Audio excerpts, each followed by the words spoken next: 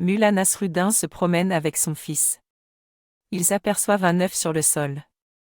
L'enfant demande « Papa, comment les oiseaux rentrent-ils dans l'œuf ?» Le mullah, suffoqué, répond « Je me suis demandé toute ma vie comment les oiseaux sortaient de l'œuf et, maintenant, toi, tu me poses un problème de plus. » En général, on se demande « Comment vais-je sortir de mes problèmes, de mes limites, de mes angoisses ?»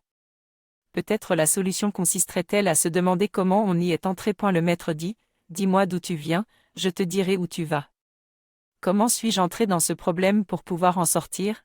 Un maître dit à ses disciples « Imaginez que vous êtes enfermé dans un bloc de pierre de 6 tonnes. Comment faites-vous pour en sortir ?»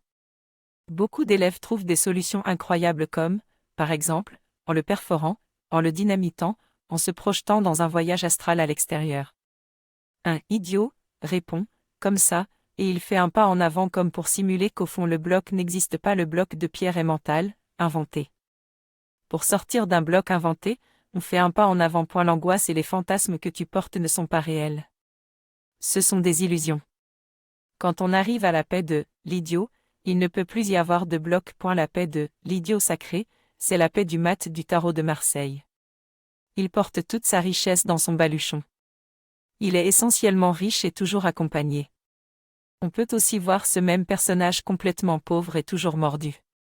Au choix, soit il avancera, soit il tournera autour du bâton. Veux-tu tourner autour du bâton, être mordu aux fesses et porter des choses épouvantables dans ton sac, ou bien veux-tu être riche de l'essentiel, toujours accompagné et avancer, changer, brûler avec le présent sans t'accrocher à rien?